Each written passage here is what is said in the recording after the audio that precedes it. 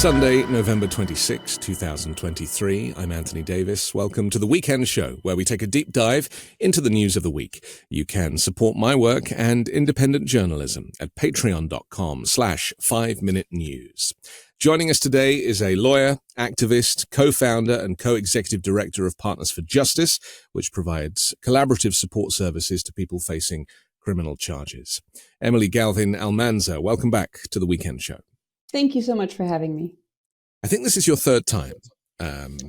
There is no prize, unfortunately, but it does mean that you are given the opportunity to talk about the book that you are currently writing. Just tell us about that very quickly. Yeah, I've found that a lot of people are really curious about what's actually happening inside our criminal legal system. And the realities of that system are far more shocking and violent and dysfunctional than most lay people would want to believe. So I'm going to write all of that down so that anyone who wants to know about it can know about it. I'm going to try to combine that with some really evidence-based policy ideas and solutions for better public safety, better economic mobility, better public health. So it should be infuriating, shocking, revelatory, and hopefully done sometime in 2025. Great. Well, when it is, please come back and we'll promote it and talk about it. I hope to be back before then. I hope so too. So listen, we have lots to talk about today because I want to talk about voting rights, and there's been some rule changes recently, and I think that it was confusing for me. I think it must be confusing for everybody. So we'll look at that in just a second. Also, some changes to abortion law. So we'll look at that. And a little bit later, we'll also talk about the interesting rise of these far-right characters around the world, and how maybe Donald Trump is the reason that they feel they have license to even apply as candidates. But first, let's talk about the divided Federal Appeals Court, which on Monday ruled that private individuals and groups such as the NAACP do not have the ability to sue under a key section of the Federal Voting Rights Act. It's a decision that contradicts decades of precedent. It could further erode protections under the landmark 1965 law. This is obviously very much in your wheelhouse. Tell us how this is going to affect organizations, groups, but also individuals going forward. Well, the huge problem here is the elimination of a private right of action. So what does a private right of action mean? Basically, it means that you or I or our neighbors or loved ones or whoever is experiencing the inability to vote, whether it's through intimidation or racially based gerrymandering, any of us could raise our hands and say, hey, this isn't fair. I'm not being able to vote in my democracy, and bring suit in order to have our right protected. When you eliminate a private right of action, you're saying that ordinary people don't get a part to play in voting rights, lawmaking, and jurisprudence. You're essentially saying, oh, I know you might have been the person who was actually harmed here, but let's wait for the government to do something on your behalf. So if you're somebody who believes in the right of the individual to have a say in their democracy, it's abhorrent and appalling. But even setting that aside, there's a lot of problems here with the sort of jurisprudence itself. I can law nerd out for a second on this. Basically, conservatives are constantly talking about originalism, right? We've all heard them wanting to dig into the original intent of a law or a statute and what did this word mean in 1645? When we look at the Voting Rights Act, it's very clear that the intent of the law from the time of its inception was for ordinary people to have the ability to speak up and bring suit if their rights were being abrogated or limited. So here you've got a conservative court doing something that is clearly against the original intent of the law. I believe that was in the dissent penned by a Bush appointee on the Eighth Circuit Court. But there's another piece of subtext here too. There's layers within layer. The Republican Party doesn't have the political backing to actually light the Voting Rights Act on fire, which is what they would like to do. But the people of the United States don't actually want that. They would actually prefer to have a fair and more inclusive democracy. So by chipping away with intellectually dishonest rulings of this kind, the Republican Party is slowly succeeding in doing something kind of under cover of darkness, or really under cover of legalese, that it can't do politically outright. It was Clarence Thomas's former clerk, David Strass, was among three judges, as you say, in the Eighth Circuit Court of Appeal, was a 2-1 opinion, ruled that only the US government can sue to enforce the Voting Rights Act provisions. If the Supreme Court upholds this could render the Voting Rights Act completely meaningless. Yeah. So if you all remember Shelby County, which was the last major news-breaking voting rights case we saw, the ruling in that case abrogated certain parts of the Voting Rights Act by saying, well, we don't need these pieces because we have a private right of action. And if ordinary people are actually being harmed, basically what it eliminated was the need for states which have a long history of doing shady things on voting rights. It eliminated the need for those states to check in with the federal government before they made new shady rules. And the reasoning was, well, we don't need to pre-check them because there's a private right of action. So if they do anything super shady, ordinary people will raise their voices and we'll find out about it and there will be a suit. If you then take away the private right of action, you've essentially created this circle in which there is no way for people who are being harmed to speak up unless the government notices and does something about it. That might work under a government that is friendly to the idea of democracy. But if you have a government that is unfriendly to the idea of democracy, like we stand a decent chance of having after next November, that government can simply shut off voting rights protections like a light switch by having the Department of Justice not bring these kinds of cases. So yeah, essentially, this is a sneaky path to meaninglessness. And people don't recognize how important their rights are until they lose them, do they? And this is part of the problem, isn't it? That there's a distraction, and we're being distracted all the time at the moment. And we'll talk about abortion in a little while, but behind the scenes, there are organizations that are actually going out of their way to reduce that kind of, those democratic norms in the US. And you've said the word shady several times. I mean, it kind of is, right? I mean, this genuinely, I mean, in its simplest form, Republicans don't want people to vote because they'll never win ever again. That's what all of this boils down to. Democrats want everybody to vote, not just because they're more likely to win, because they want everybody to vote. Right. I mean, it's as simple as that, isn't it?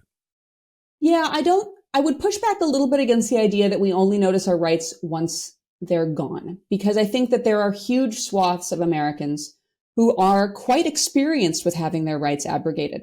So, for example, in most states, having a felony conviction takes away a person's right to vote for some period of time. Yeah. Because our criminal legal system targets particularly Black men are extremely likely in this country to have had their right to vote taken away, their political voice silenced.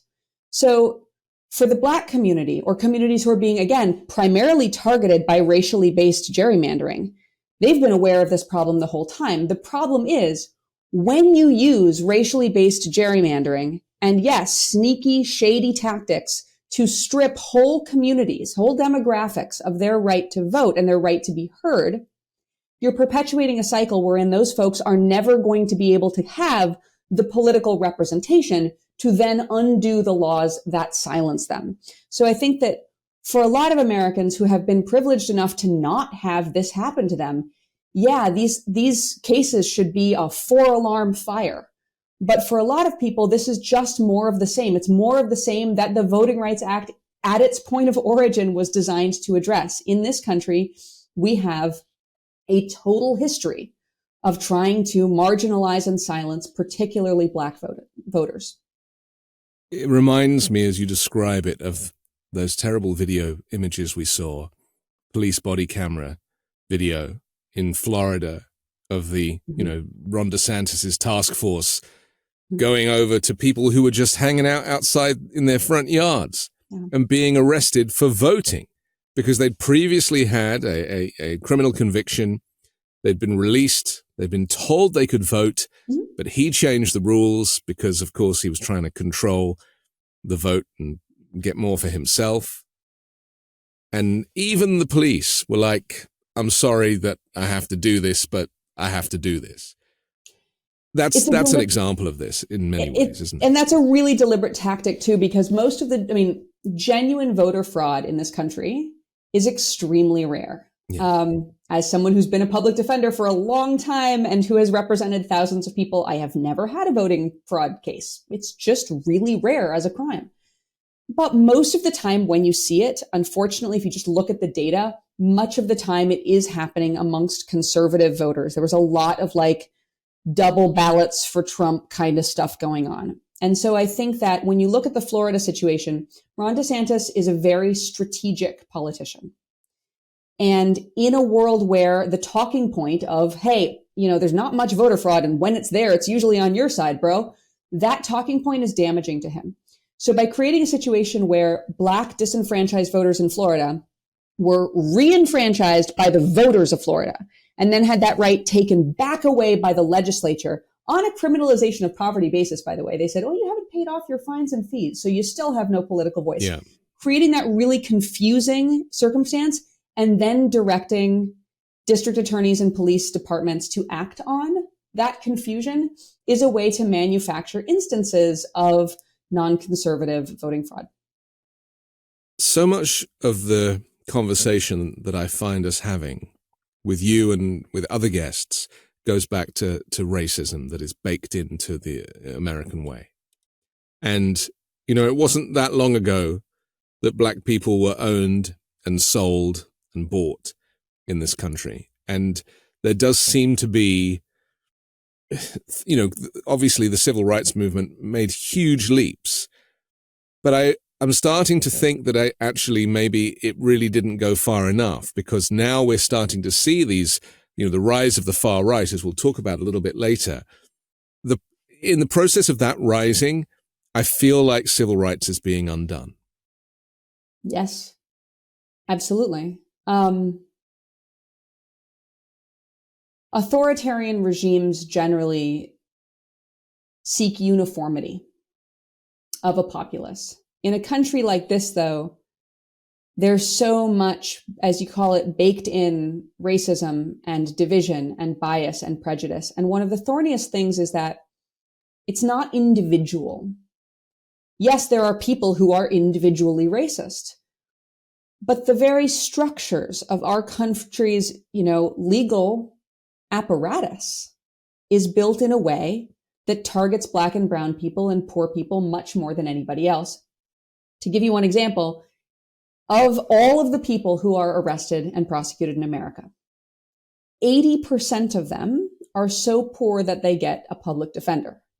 Now, I don't actually think from my experience living in the world that 80% of crime is only happening among poor people.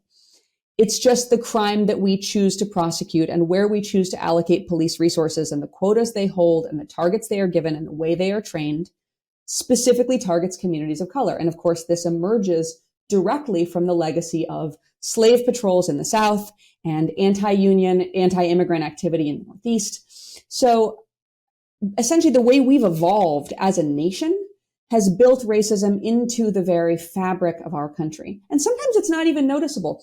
There's been a push recently in my field to bring in algorithms to determine whether a person should be released or not when they are charged with a crime. But a lot of the data that goes into those algorithms is things like age at first arrest. Well, if you're growing up as a young Black man in South Central Los Angeles, your age at first arrest may be much younger than if you grew up as a white woman in Iowa City, Iowa, where I simply had less police conduct. Does that mean I was acting better as a kid? It does not.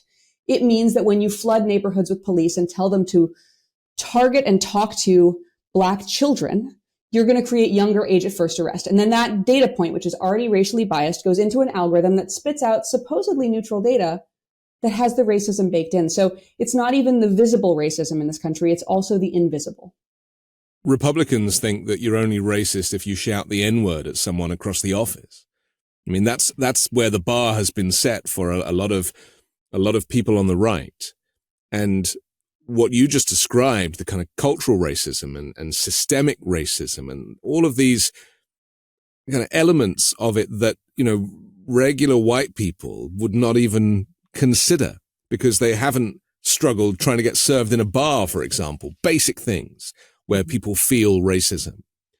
And so how does one address this issue with people on the right who are in denial about race as an issue when an increasing percentage of the population is black and brown. And hopefully as we go on, we'll have more integrated romances and eventually we'll all be maybe kind of similar.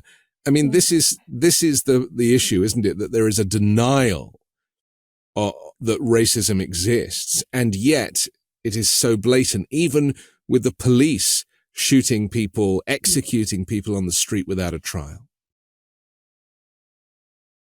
Yeah, it's challenging. I think one thing I would say that gives me a lot of hope.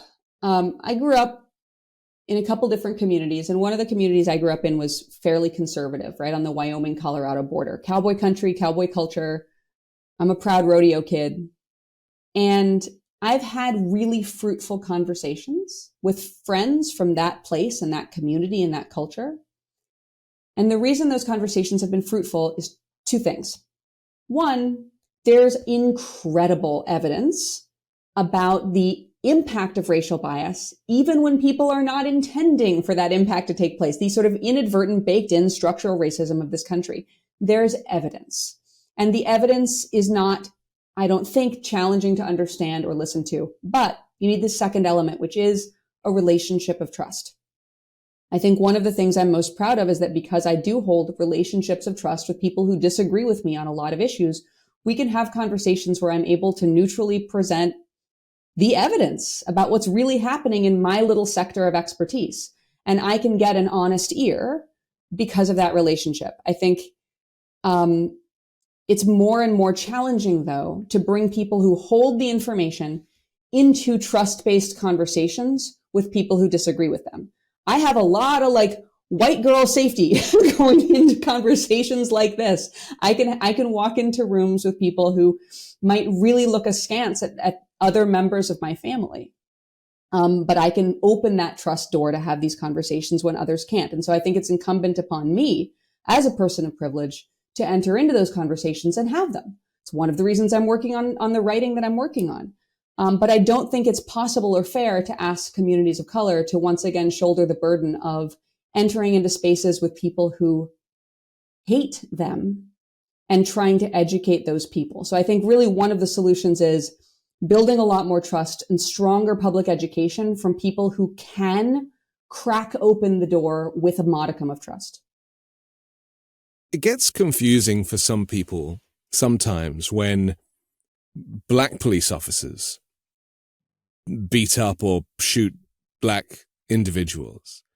They don't quite understand how that works. And then I also wanted to mention Vivek Ramaswamy, who currently is I can see you're a fan, who currently is a candidate for the Republican primary.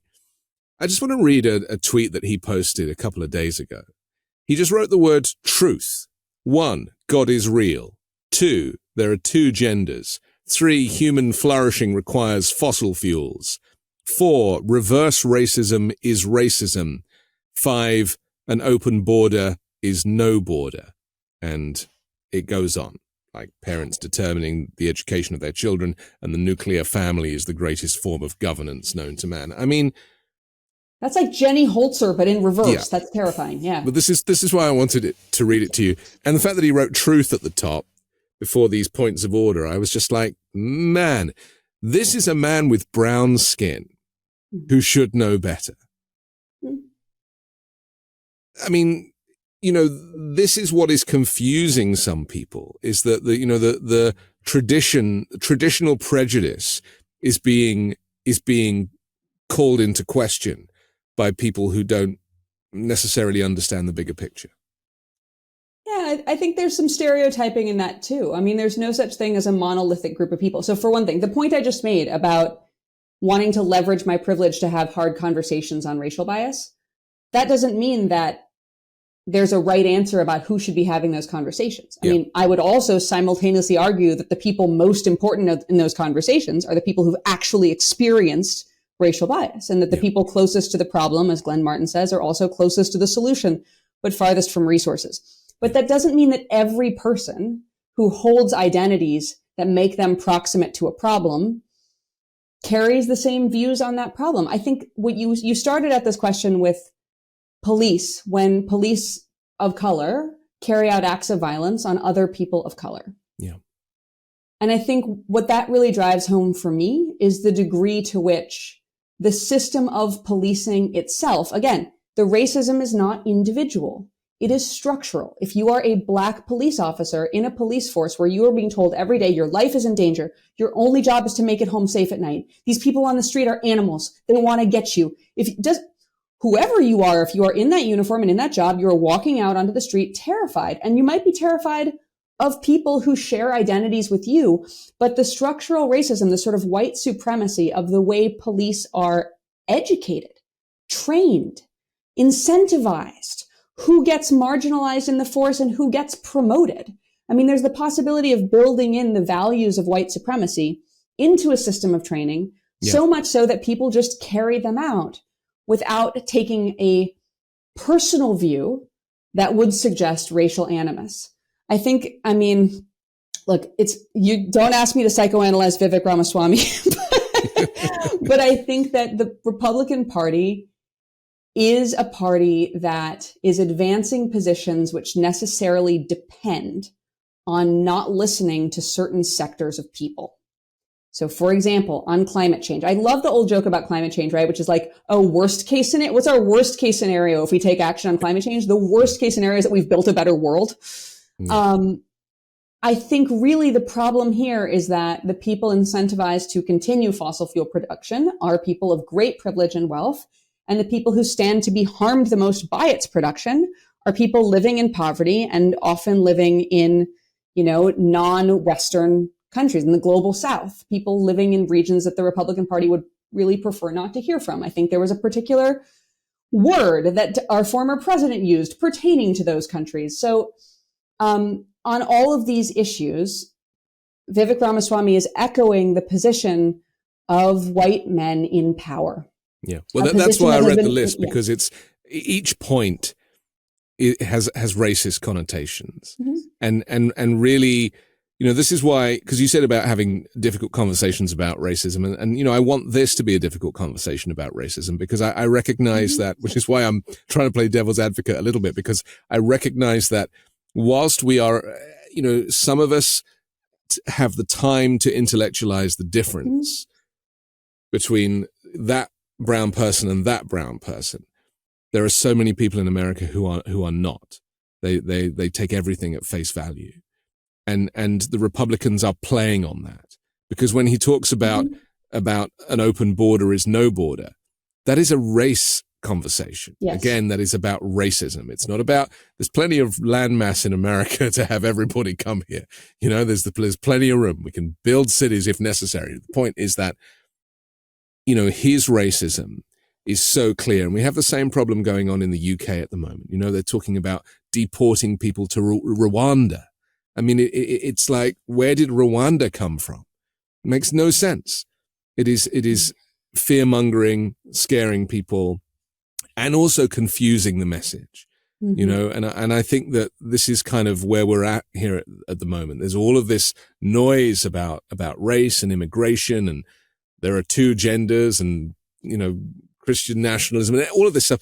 And yet so much of it just comes back to racism. It occurs to me that if they're going to tokenize identity and try to make identity a vehicle for really regressive policy, I look forward to them trying to find a trans person to say there are only two genders. I mean, isn't that really what they need if they really want to tokenize identity? Right.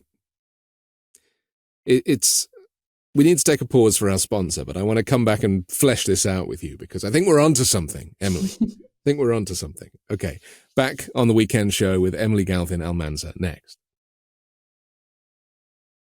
Did you know that poor sleep can cause weight gain, mood issues, poor mental health, and lower productivity?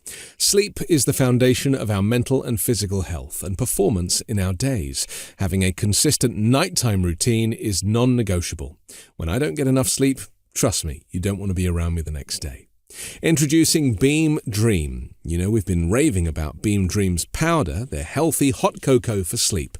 Well, today you can get a special discount on Beam's Dream Powder, their best-selling healthy hot cocoa for sleep with no added sugar. Now available in delicious flavors like sea salt caramel, cinnamon cocoa, and chocolate peanut butter. Better sleep has never tasted better. Dream contains a powerful all-natural blend of reishi, magnesium, L-theanine, melatonin, and nano-CBD to help you fall asleep, stay asleep, and wake up refreshed.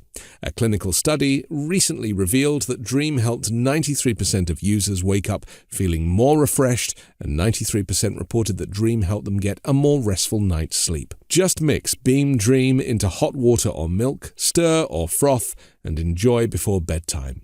When I tried it, I definitely slept better and felt better the next morning too. Find out why Forbes and New York Times are all talking about Beam and why it's trusted by the world's top athletes and business professionals. If you want to try Beam's best-selling Dream Powder, take advantage of their biggest sale of the year and get up to 50% off for a limited time when you go to shopbeam.com/weekend. The discount is auto-applied at checkout. No code is necessary. That's shopbeam.com/weekend for up to 50% off. The perfect present doesn't always have to be difficult to find. A digital picture frame from Aura Frames is thoughtful, meaningful, and perfect for pretty much everyone. They even come in a premium gift box, so shove that wrapping paper back in the closet.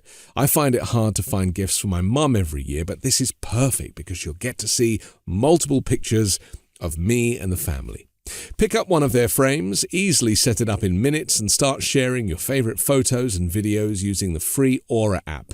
It comes with unlimited storage, and it's super secure, which is good to know. Give the best gift ever this year. From now through Black Friday and Cyber Monday, visit auraframes.com and get $40 off their best-selling Carver matte frame with the code WEEKEND. This is their best deal of the year, so get yours now. That's auraframes.com with the promo code WEEKEND. Terms and conditions apply. It's the Weekend Show. I'm Anthony Davis, and Emily Galvin-Almanza joins us from Partners for Justice. I feel that, the race conversation in the US is had on so many different levels, but often people don't join the dots and don't make those connections, as we said earlier about immigration being a kind of racist issue, amongst other things. And obviously police brutality is, plays a huge part in this. And undoubtedly when Donald Trump was president, in my view, the police felt that they had more license. And I talk about Derek Chauvin as an example. I felt that he felt he could get away with executing George Floyd while being filmed because Donald Trump was the president at the time. And he was like, well, I have protection here. Because that kind of, white supremacist thinking flowed right through from, the ground troops up to the guy at the very top. How much truth in that is there, do you think? I'm hesitant. Look, I believe that authoritarian regimes of all kinds and far-right regimes and regimes that depend on the marginalization and dehumanization of certain people absolutely create an echo effect where ordinary people are more prone to engage in this now legitimized dehumanization of others. I completely agree with that. But in the case of police violence, I don't want to sidestep the longevity of the problem, which has existed under every kind of administration. And honestly, if we're being real, on which Democrats have not been heroes. Yeah. I think that the dehumanization that enables a person to behave like Derek Chauvin, you have to think the person that you are attacking is not a person.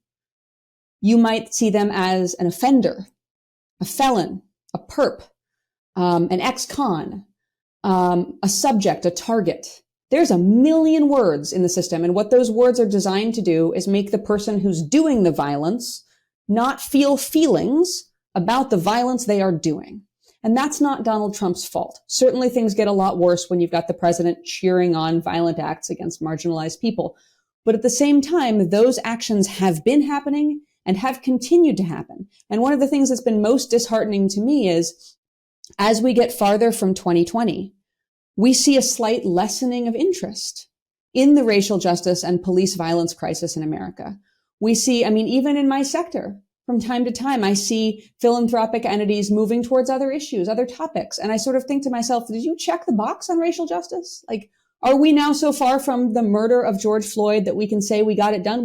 We've made a lot of progress. Really cool things have been done in the last few years. We've made incredible leaps and bounds, but we are so far from living in an equitable nation where Black people are safe. And so to me, I don't want to put this in the hands of Donald Trump, because that would mean that when he went away, it was all better, and it's not all better, and it's not going to be all better without a lot more effort. One of their arguments from the Republican camp is that, they almost want to ban racism, right? That's their theory, right? They say, oh, well, everyone is equal. There is no racism. Everyone is equal. And that's kind of their get out of jail card. We're not buying they love to say, it. I don't care if you're blue, green, or purple. I'm like, where are these purple people that you are worried about? Yeah. No, I think that we talked about this actually in a prior conversation, and I'm going to come back to it again, because the ability to take power away from ordinary people depends on convincing those people that you're not taking anything away from them. It's a lot easier to convince people that you are not doing anything wrong if they lack the education to spot the wrong things you are doing. So if you take away the ability of people to talk about race, to teach about race, and this applies also to gender, to identity, to the LGBTQ community, like all of the things that Republicans are trying to ban education about are things where they would like to take people's rights away. And so the effort here really is to strip the voting public of their ability to discern their own abuse. And this goes back to this point with the adjustments to voting rights, is that it is done in a very subtle way.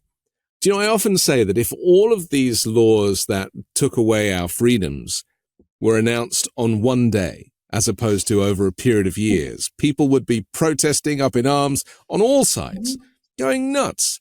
But the erosion of rights over decades is done so subtly, and even the media is not able to keep up sometimes, because, as you've talked about, there is the gerrymandering that's going on, the redrawing of boundary lines and districts to reduce the black vote. I mean, this stuff is clandestine, and yet at the ballot box, it's the only way Republicans, increasingly, it's the only way they're going to be able to win. Yeah, they can't win normal elections. They can't win normal elections, and this is the only way that they can really solidify power at this point, is through. You remember the weird machinations of the last election, the fake electors, there's a whole coup plot. I mean, it's astonishing to me that Democrats don't seem sufficiently aware or alarmed by the fact that the Republican Party has accepted that they're not going to win normal elections, and is really, really strategic about setting up modalities to avoid normal elections. But you're absolutely right also, is that the scale of loss that we have sustained as a people, if it were done all in one day, we would be up in arms, and we're America, so we've got arms to get up in. Yeah.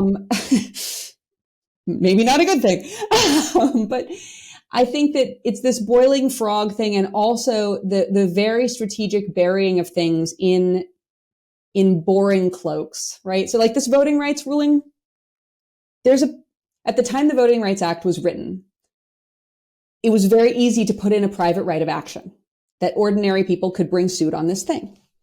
Since that legislation, there have evolved a series of cases where more and more you have to kind of like put some magic words and do a special dance in your law to get a private right of action, which, by the way, is one of the singular stupid things about the law. We have a lot of magic words in the law. And then we get dumb rules where if you didn't say the magic words, you don't get the right you're supposed to have. We see this in policing, actually. There was a case where a kid said to the police officer who was interrogating him, "I want a lawyer, dog." And the court interpreted that as him asking for a canine legal practitioner and did not count that as him invoking his right to counsel. So again, magic words generally bad. But this court is using that magic word structure to say, well, the magic words and the special dance aren't in the original Voting Rights Act, which was written before the magic words and the special dance were required. And therefore, this thing doesn't exist. And by the way, calling it a private right of action, it's another thing lawyers do to hide from ordinary people what's really being taken from them. Boiling frogs. If we call it a private right of action, you, the boiling frog, are sort of like, well, we've lost the private right of action in the Voting Rights Act. I'm changing the channel because I don't know what that means. If somebody says, hey, you just lost your right to sue if somebody takes your vote away because of your race, and now you've got to wait on the government to do it for you, I bet there are conservatives who wouldn't like that either. Boiling frogs depend on a lot of obfuscation. Things are fine whilst you don't have a racist government or a racist governor or a racist mayor, right? Or racist leadership.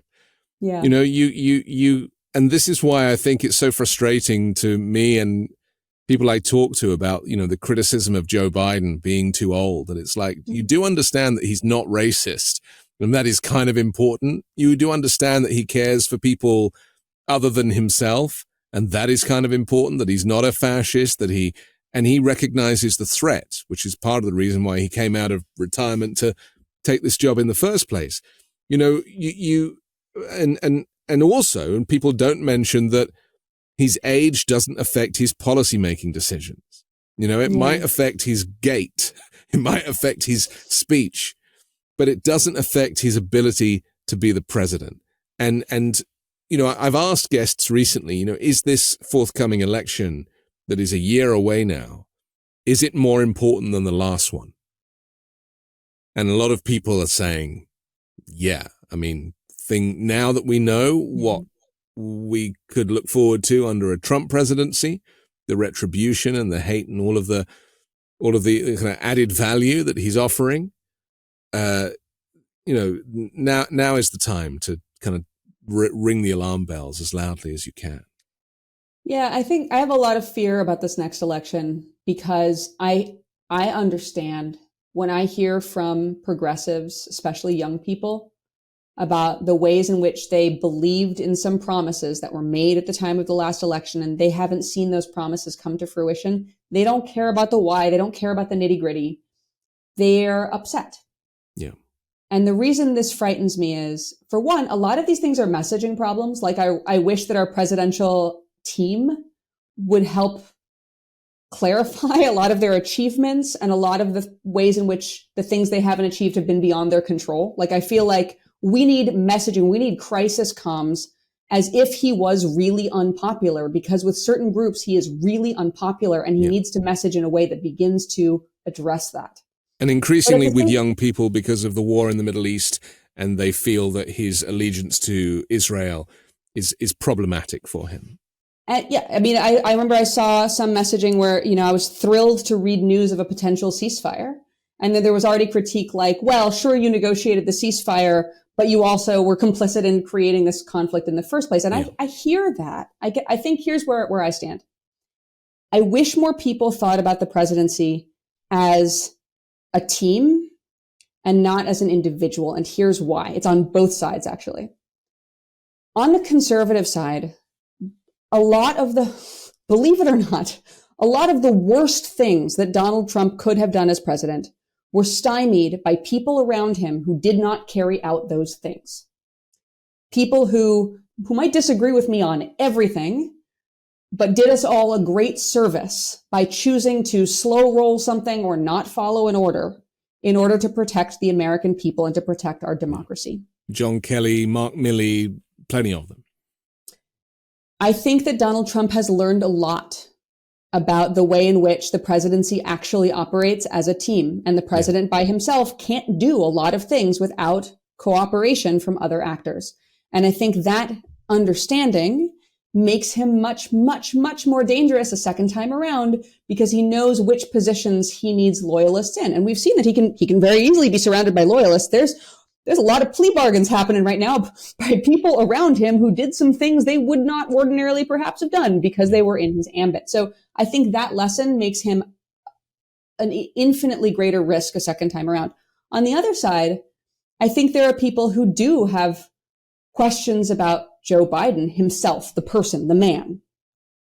And I wish that they would also understand that the team that can be in place around a president that can get things done is what we need to lean on and call for. And I think there's probably a lot of people who who I love, who play on my team, who maybe would not agree with me on this, but here's what I say is like, I would probably, that dog of Joe Biden's that like keeps biting people? Yeah.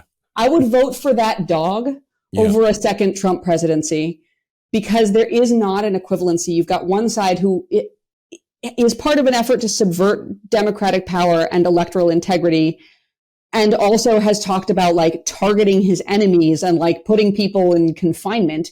And then on the other side, you got a guy who's like policy choices we don't always agree with. And that's a normal problem. I would like to stay in the world of normal problems and not historical problems. Yeah. Well, political discourse is normal, and a functioning democracy has a left and a right, or multiple parties that are able to, hold the government to account.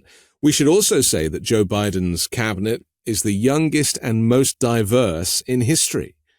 And they're doing it a little bit. There's this new Biden-Harris HQ Twitter account, which is doing, it's righting the wrongs. They had some nice Thanksgiving tweets about how you deal with your MAGA Republican neighbors. Yeah, and then they were like, "Happy Thanksgiving, thanks to the cops." And I was like, "Oh God, why? No." Yeah, but I agree with you. They can go more. And do you think that we should be highlighting these individuals, these young, diverse people, as well as the vice president, of course, who is so divisive with certain voting groups, but actually I think is a real star?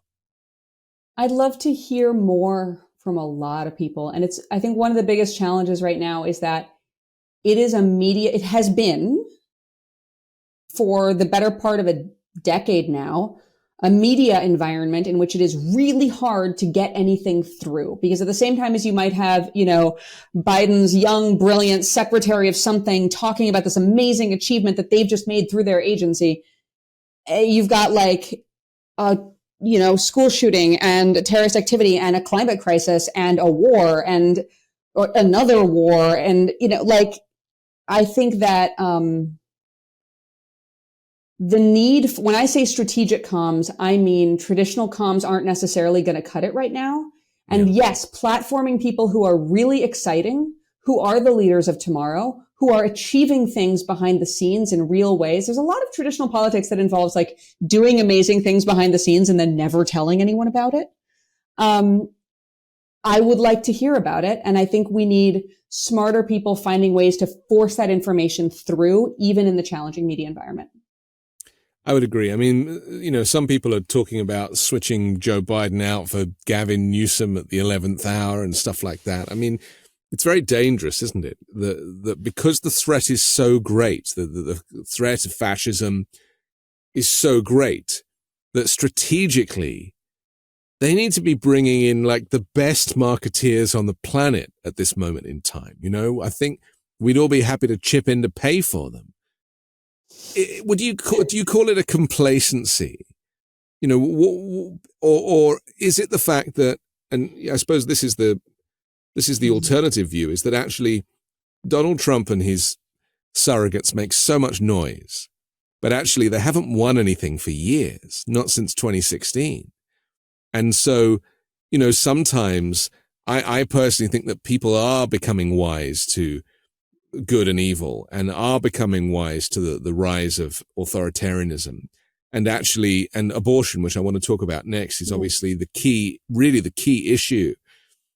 And maybe we are just so distracted by the media and terrible polls, but actually Americans are smarter than to vote for Donald Trump a second time.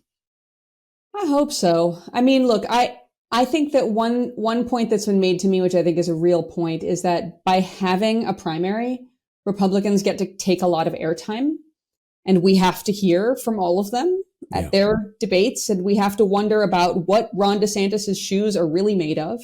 And they are all over the internet. They're dominating the media because they're having a primary. Yeah.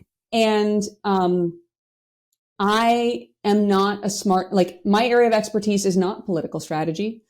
I would leave it to someone who does specialize in that to tell us what the best way is to get Democrats more excited about the ideally big tent that our party contains, and the fresh voices and the leaders of tomorrow excited enough to show up the way we show up for direct issues we care about. And that actually, I think what we've seen in recent months is that voters will really, really turn out when they have a direct opportunity to speak on an issue they care about. When they see a candidate as being a proxy for that direct issue that they care about, they will turn out for that candidate. But in order to see a candidate as carrying an issue forward, they need to have trust in that person to get the job done. And the reason, by the way, that investment in an issue, whether it's abortion or marijuana or bodily autonomy of any kind, by getting them to the voting booth, we then get them voting on the Senate races, the congressional races, the DA races, the judges races. There's a whole slew of down ballot races that have at times a much more immediate impact on people's daily lives. But if they decide that the presidential isn't exciting to them and they don't go to the booth in the first place, we're losing them on all those other races as well. We just had special elections and, halfway elections. Pennsylvania, Ohio, Kentucky, Virginia, they sent a resounding message to anti-choice politicians and judges. We will keep abortion legal in our states. And they made it clear to the Republican Party that abortion wins elections and that the right's war on reproductive freedom is backfiring. Should, therefore, the Democrats be drawing more attention to this and talking about it more? Because, there isn't a woman who isn't thinking about this all the time. Yeah, I think drawing more attention to it and also indicating a more nuanced understanding of what this means. Because as a person with a uterus, I do not feel like my right to end a pregnancy is being abrogated. I also feel like my right to health care is being abrogated, to preventative care, to if symptoms of other diseases that are treated by the same medications that are also used in abortions. And I'm not saying that that is more important. I'm just saying that the scale of what is being done is bigger even than abortion. Like, yes, we need to talk about abortion, and we need to talk about abortion in all of its contexts and all of its permutations and the way in which it can actually serve to save lives, to save the course of a life, to preserve a future. We also need to talk about the way in which, as a nation that funnels all of our likes and dislikes through the criminal legal system, that criminalization of women's healthcare results in, again, incredibly damaging policing of women's bodies and the bodies of anyone. I mean, really, I want to include trans bodies in this conversation because they are also having their healthcare access restricted. Yeah. So, despite what Vivek Ramaswamy says in his tweet, that there are only two genders. And which isn't even biologically true, by the way. Right. Open a high school biology textbook, man. Right. I know. Because the next thing that I feel Republicans are coming for is medical abortion, what we call in England the morning after pill, amongst other types of oral abortion. And this is something that is, in wide use. You can buy these pills on Amazon, and yet this is something that the Republicans have next on their bucket list. Yes. I mean, it's not. So you asked earlier about the trickle down authoritarianism, right? The way in which leadership emboldens ordinary people to behave differently towards one another.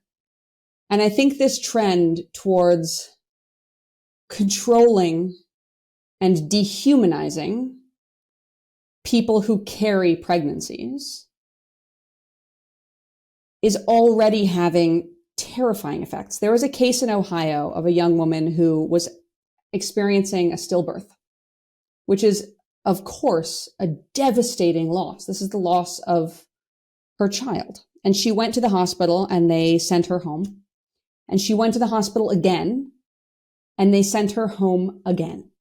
No medication, no care. And at home, she delivered her stillbirth by herself in her bathroom. She is now being prosecuted for abuse of a corpse because the fetus was in the toilet bowl in her apartment. Now, that's not something that happened because of one bad actor. That took someone calling the cops on her. That took cops responding and deciding to make an arrest. That took a DA deciding to write up a criminal complaint against her and choosing to move forward with an indictment of her. That took a judge who allowed this proceeding to continue. A grieving mother who was turned away for care, experienced a stillbirth, and now is at risk of incarceration for how she handled the aftermath of the loss of her child. So yes, they're coming for yes, they're coming for contraception, because what they would really like, I think, is a world in which there are more mechanisms to control people. And this is a mechanism to control people that applies to half the population. So I don't think there's probably a lot of hatred of women built into it. But at the end of the day, this is the same thing as the voting rights thing, right? This is a way to take away people's liberties and to use the power of the state and to legitimize using the power of the state against those people. So it's another form of authoritarianism. Yes. It's control. And as you say, there's the rise of Christian nationalism in the US is presenting some very interesting conversations. When we see the new Speaker of the House, Mike Johnson, who says, if anybody wants to know what my views are, they can pick up a Bible off of their shelf and just read it. And I thought to myself, well, I don't actually have a Bible on my shelf. He's already judging and presuming that I do. But, this is very worrying because interpretation really is the word here. And his interpretation of the Bible and other people's interpretation of voting rights and interpretation of a woman's right to abortion access. And then, of course, the abortion of the interpretation of abortion in different states. So you don't know what kind of care you're entitled to because the law is changing all the time. And if you go to a hospital, you don't know what you're going to get. And the tragic stories as the one you just told are happening every day, all the time in these Republican states that have banned abortion because doctors don't want to get sued or struck off. This is like third world stuff in a place that Americans like to call the greatest country in the world. It is. And it's the boiling frog theory as well. I mean, we are a country that has had some really weird, restrictive, puritanical laws. And unlike the rest of the world, venerates those aspects of our history rather than moving past them. Yeah. I think something that a lot of Americans fail to realize is that when you compare us to Europe, I think a lot of people think that we're like peers with Europe. And oh no, I have experience in that. Yes. So we would be considered extraordinarily conservative in a European framework. And even European nations that have turned towards far right movements still have universal access to healthcare and really, good educational systems and investment in the social safety net so that yes, there are housing crises, but nothing on the scale of ours. And I think that we forget that our baseline standard normal is actually really regressive. And so when we try to go regressive, we are going like Middle Ages, terrifyingly, perhaps biblical level regressive. I always say this, it's where is the right? Where is the right? And in America, the right is very much to the far right.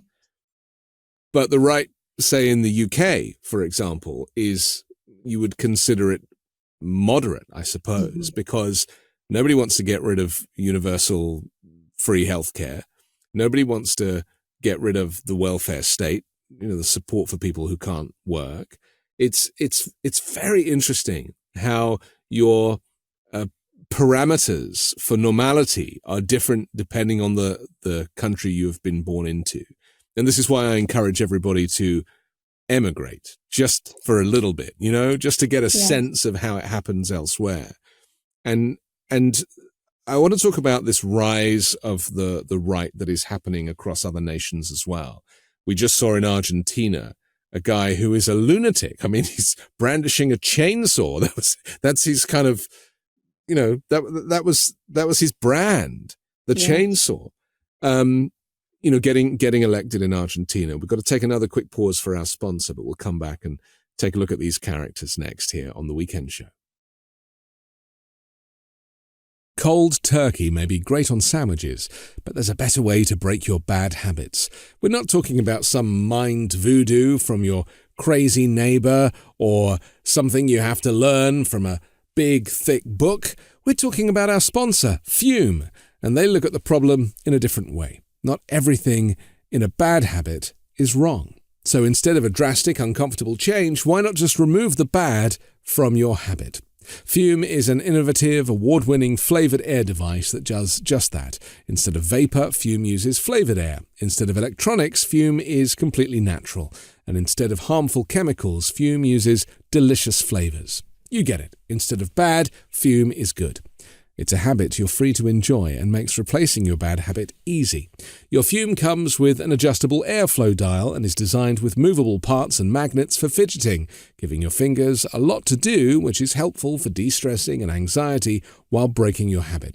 I gave one to my sister, she needed it, and it completely changed her habits too. You got to try the new Solano Fume. It's made with a premium walnut barrel and an onyx-coated mouthpiece that has a slightly softer finish. Start the holidays off right with a good habit by going to tryfume.com/weekend and getting the Journey Pack today. Fume is giving listeners to this show 20% off until December 1st if you use the code WEEKEND to help make starting the good habit that much easier. Start the good habit at tryfume.com/weekend to save an additional 20% off the Journey Pack today until December 1st and 10% off all year round. Did you know that your temperature at night can have one of the greatest impacts on your sleep quality? If you wake up too hot or too cold, I highly recommend you check out Miracle Maid's bedsheets. Inspired by NASA, Miracle Maid uses silver-infused fabrics and makes temperature-regulating bedding so you can sleep at the perfect temperature all night long. Using silver-infused fabrics originally inspired by NASA, Miracle Maid sheets are thermoregulating and designed to keep you at the perfect temperature all night long, so you get a better sleep every night. These sheets are infused with silver that prevent up to 99.7% of bacterial growth, leaving them to stay cleaner and fresher 3 times longer than other sheets. No more gross odors. Miracle sheets are luxuriously comfortable without the high price tag of other luxury brands and feel as nice, if not nicer, than bed sheets used by some 5-star hotels. Stop sleeping on bacteria. Bacteria can clog your pores, causing outbreaks and acne. Sleep clean with Miracle. Go to trymiracle.com/weekend to try Miracle Made sheets today. And whether you're buying them for yourself or as a gift for a loved one, if you order today, you can save over 40%. And if you use our promo code WEEKEND at checkout, you'll get 3 free towels and save an extra 20%. Miracle is so confident in their product, it's backed with a 30-day money-back guarantee. So if you aren't 100% satisfied, you'll get a full refund. Upgrade your sleep with Miracle Made. Go to trymiracle.com/weekend and use the code WEEKEND to claim your free 3-piece towel set and save over 40% off. That's trymiracle.com/weekend to treat yourself. Thank you, Miracle Made, for sponsoring this episode. We're back with Emily Galvin-Almanza here on The Weekend Show. Across the globe, the far right appears to be on the ascent. It has seized commanding heights in Giorgia Meloni's Italy, Viktor Orban's Hungary, whilst formerly ostracized ethno-nationalist parties like the Sweden Democrats and the True Finns are now in governing coalitions.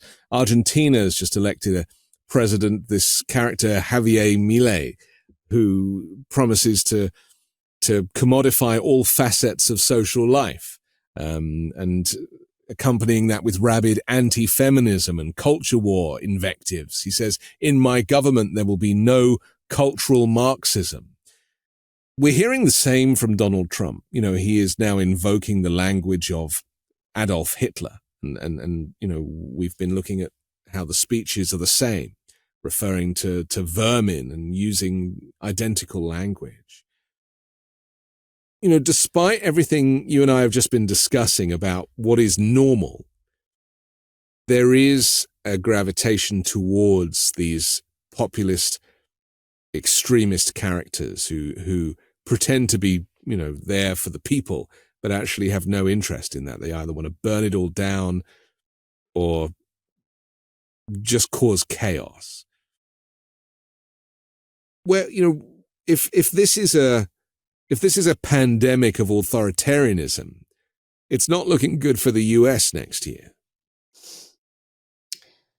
You know, two things.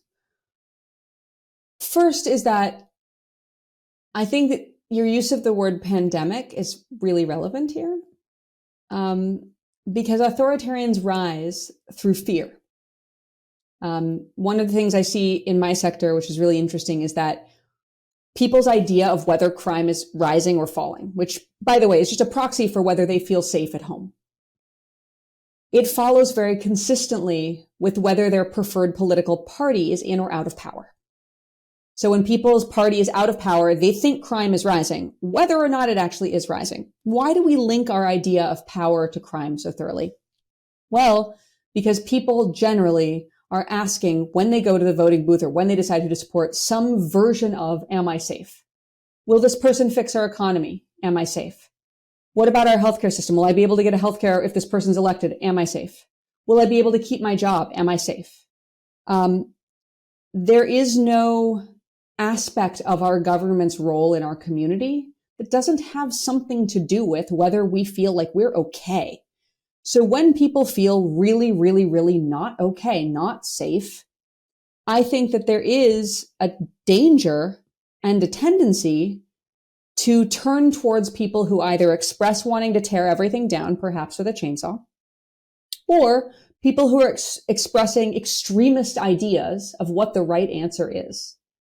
And I think there is a danger of that in our country. And I don't just mean from folks who are already conservative because they have fears about immigration or because they have fears about our economy or because they have fears about, I've always been really amused by the fact that like apocalypse preppers are not climate change people. I really feel like we should get together on this. But setting that aside, I also feel like from progressives who feel like they're living in a country where this government has not been able to keep them safe because of the action of their states. I think that's really dangerous too, because you can reach a sense of helplessness or a sense of just frustration with the status quo that can drive people into extreme acts, views, and also divestment from government and from politics. So I think all of those are dangers. And yes, the pandemic, the actual pandemic, has contributed a lot to those feelings by confining people, changing the framework of our daily life, and creating new risks in our society.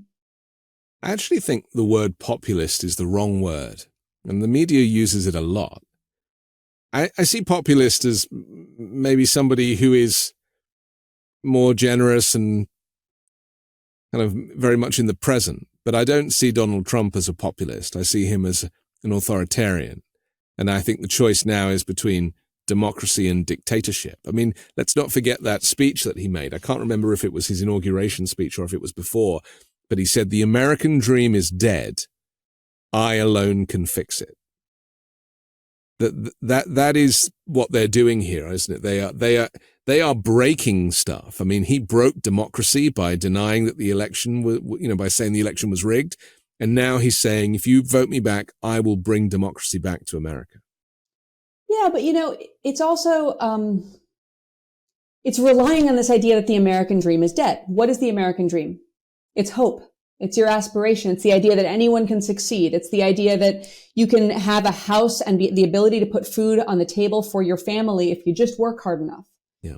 And I think there are a lot of people he's speaking to that do feel like that dream is dead, but because of lack of education, haven't linked that through to the very policies he's espousing. So people who are living in a small town in rural America and don't have any more doctors because all the doctors left town because of the possible criminalization of aspects of their practice, or have, a teachers quitting their school system because the teachers are scared of book bans and scared of saying the wrong thing in the classroom and being persecuted. Or, I remember I was talking to a guy who's running for the Senate in West Virginia, and he was telling me an anecdote about how he'd been delivering water to a region of West Virginia that didn't have clean water. And he was talking to a Trump voter about that guy's vote. I mean, obviously this is a Democrat who's running for Senate, and he really, this was actually before Joe Manchin had decided not to run. So he thought it was going to be a much different race than it may turn out to be. But he was talking to this guy about why he'd voted for Trump. And this guy was listing all the things that Trump was going to do for him. And the candidate said, all right, man, like, I hear you on all those things, but all I see around here are Democrats bringing you clean water. Yeah. And water, I mean, the fact that we even have to talk about the lack of clean water in the US, whether it be Flint, Michigan, or anywhere else, Biden is trying to remove lead pipes and replace them with new pipes. Contamination. I mean, I even checked my water supply here. It has 800 times the amount of arsenic that is legally acceptable. And I'm like, these are the norms that we've gotten used to. And so, again, it's this third world thing. It's like, it's constantly, for me anyway, as a European, it's like we have allowed third world action or third world experience to be normalized. And then it is these extremist characters that come along and they're like, well, I'll solve all your problems. And is it because there are so many problems that people don't have the time or the energy to kind of deal with all these things? So they're like, if one guy shows up with an orange face and is like, I'm going to sort all this out for you, you leave it to me, you get on, you carry on watching Netflix, chilling out, it's not a problem, I've got this, that some people are like, yeah, okay, you deal with it. That's how confidence men have always operated, right? Yeah. It's like, I have a really serious problem. The problem I have is really scary. All of these experts have told me that my problem is complicated and that it's going to take many different steps that are complicated and difficult and have to work together in order to fix my problem. On the other hand, I got this guy here who's like got weird hair, but they all have weird. Why do they all have weird hair? But the guy saying, I've got this, don't even worry, it's simple. Yeah. They don't understand, I understand, which is how you get people buying into really unhinged solutions to complex problems because they are told that it is simple. And when they're asking, am I safe? Simplicity gives a quick yes answer, even if that answer is an illusion. And there's no room for nuance in a lot of this stuff, is there? Because, so much of what you and I are discussing requires an understanding of nuance, whether it be the black man with his hands on the hood or the black man in uniform that is arresting him. We are required to make the effort to be open to nuance and have a nuanced conversation. And yet so much of what I hear from Republicans, MAGA Republicans and the like is just black and white. It's that side or that side. And, the thinking that if you shut the border, then suddenly there'll magically be more jobs.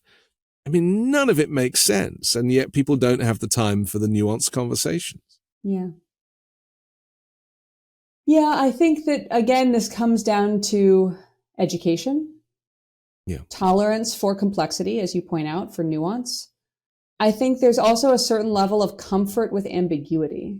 Mm-hmm. Like one of the things that I like about myself, but really, honestly, is that in law school, you're often called upon in a way that's quite alarming to know the answer to things, right? Like you get cold called. They are like, Miss Galvin-Almanza, what is the answer? What is the hand theorem? And something that I embraced early in life that I'm really grateful for is the ability to say, I don't know. Let me learn more. Not actually great in a law school class, but great in a human life, which is comfort with not knowing, comfort with, I will give this to you in another context. North Americans, particularly in the United States, seem really comfortable instantly applying the politics of other nations to our own frameworks and saying, well, I read about this for 2 minutes, so I know everything about the South American situation that's going on, and like opining on it heavily. And I think that if we had more comfort with ambiguity and more humility in our own need to listen to people who are directly experiencing harm, to listen to people who have spent years working on that harm, that kind of humility and comfort with not knowing would serve us really well. It leads us away from authoritarian solutions because instantly, once you adopt a framework of humility and comfort with ambiguity, the guy who is sure he knows everything seems really not plausible. A perfect example of this is the news that broke the other day about an incident involving a vehicle at the US-Canada Rainbow Bridge border crossing. Fox News initiated coverage, framing it as a truck-related incident with mention of explosion. But then suddenly the reporter claimed a high-level police source described the explosion as a terrorist attack, stating the vehicle contained a lot of explosives. Then they escalated their coverage, devoting all the attention to the incident, largely based on this single source, and then basically began employing the term Islamic terrorism, describing hypothetical scenarios regarding potential casualties if the vehicle had advanced. You then had people like Carrie Lake and, Republican lawmakers, even Vivek Ramaswamy, your favorite, then all turned to social media. And he used the incident to promote his candidacy, saying how he's been sounding the alarm about the northern border, which he labeled a mounting crisis. I mean, this is nuts. The reality it was just two people out going to a concert. And, at high speed, the car kind of took off and hit the toll and everything. There was an explosion, but not because of an incendiary device. People were terrified. I mean, they thought this was another kind of incident in American history, and it was an accident. Let's just talk about the responsibility of the media and leaders in times like this. I mean, I'm sure it didn't surprise you, as it didn't surprise me, that a lot of these Republican characters were very keen to use this as collateral in this divided conversation. Well, if people's attraction to you and willingness to support you is contingent upon them operating in an ongoing state of fear, then it is very useful to keep those people in an ongoing state of fear.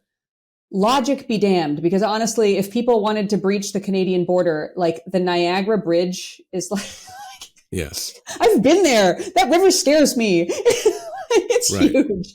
But no, I mean, I think that, first of all, Americans have a real credulousness when it comes to any kind of negative incident that takes place near or around police. So the fact that the car hit a border patrol station, I think made them more willing to believe this insane narrative. But I believe there was a time in the news where you couldn't go public with a single anonymous source on something that incendiary. And it really is incendiary. Let's not forget that one of the first things that happened after the beginning of the conflict in the Middle East is that a Palestinian child was killed by his family's landlord right here in America. And when we talked earlier about what leadership blesses in terms of violence from the populace. And by putting out on Fox News, even for a moment, the idea that there was an Islamic terror incident at our Canadian border, they put lives at risk. Even if, let's say they believed their single anonymous source, there should have been a moment of saying, wait, there is so much violence against Muslim people in this country. We need to take a responsible pause and get a second source on this story before we put their lives at risk and possibly inspire violence against them. And what troubles me the most is there's no world in which you can claim not to know that there is a problem with violence against Muslim people in this country. You can't claim to not know that. So I'm going to assume that they know that. Knowing that to move forward for ratings, for power, for campaign donations, send me $3 now. If that is worth more than a risk to a child's life, I don't know where we are with our ethics in this country. I often come back to this thought that the value of life in the US seems to be much lower than in many other countries, especially Western civilized countries, if you can call the US civilized, considering that there are school shootings that no one wants to really do anything about, or 400 million AR-15s in circulation. I mean, it doesn't sound very civilized to me, or indeed where you can't get health care. I mean, come on. Yeah. But, this notion of civility, it's almost, especially in these polarizing political times, a year out from a general election, it's like anything is fair game. Anyone is fair game. And, I personally don't even like the criticism of Ron DeSantis, his physicality and his weird face. And, I actually see him as, I don't know, maybe as an autistic man or somebody that is not, by definition normal to other people's standards. And yet, I'm not batting for that team, but I'm just saying it is inhumane to criticize someone's physicality so relentlessly. And yet it's very much normal here, and people don't really think about it. They just go for it. We place a really low value. First of all, I take cowboy boots really personally. I told you I was a rodeo kid, I'm allowed to criticize Ron DeSantis's weird cowboy boots. That's stake in the ground. But I agree with you on the rest. And I think that you don't need to look farther than our prison system. We send people to prison for life for almost nothing. Yeah, we're undoing some of that damage, but until a very few years ago, we had people serving life in prison in bright blue California for stealing a piece of pizza or a pair of socks. Even if you take life sentences and death sentences out of the equation, our average sentence length for any misconduct is way longer than any other country we would consider to be a peer, because we don't value years of a human life. And we treat people in ways. I remember when Brittany Griner was in a Russian prison and people were getting loud correctly about the conditions of her confinement. And all of the conditions of confinement they were listing as this horrifying, inhumane, like Russian gulag. Like, hello, you are describing your average American jail or prison. We throw people's lives away so easily. We do not believe that children are worthy of education, which is why we don't have universal pre-K or support for young parents and single parents who are trying to get by. We don't value people's nutrition, well-being, or health, which is why we allow ingredients into our foods and products that other countries have banned. We don't keep up our public infrastructure, which is why, yes, we have poisonous water in places, not because we have to, but because we haven't bothered to fix it. In almost every way in which a country could devalue human life and expect people to live under conditions that other countries would consider unacceptable, we embrace our frontier disregard for the sanctity of life. And I don't know how we fix that other than finding some way to more deeply connect with one another as humans and come back to a culture in which we can embrace each other with care even when we disagree. There is a way to go, some way to fixing it, and that is to vote. Like your life serve on depends juries, but yes. Yeah, right, indeed. But I mean, it's important that we have to finish. But all these conversations are pretty kind of doomsday. But there is an alternative, which is vote, like choose. Mm-hmm. And because as far as I see it, all of the things that you just described, the Democrats are advocating for change.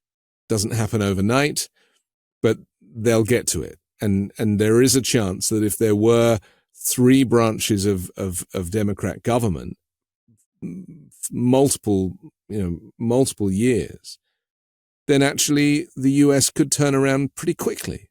It might even meet its climate change targets. If everybody who could vote voted, we could build a dramatically better world. Especially because if everybody who could vote actually voted, it would influence who's actually running for office and who's up for these positions. And, massive turnout, especially among young people, changes not only the outcome of individual elections, but the makeup of subsequent elections. So there's this trickle-down power-building effect that comes with not just the act of voting itself, but the stats about who voted, how reliably they vote, what elections they vote in. So when it comes to power building, unfortunately, it doesn't feel as powerful as it is. And it's a collective action, which requires everybody to take part. So the individual act feels small, and it's hard to have the patience or scope to take in the magnitude of a collective action that says, yes, voters under 30 are now the single most powerful demographic, and we need to give them what they're asking for. But I hope that people realize that there is a path to power. It does exist. It is going to be hard to do.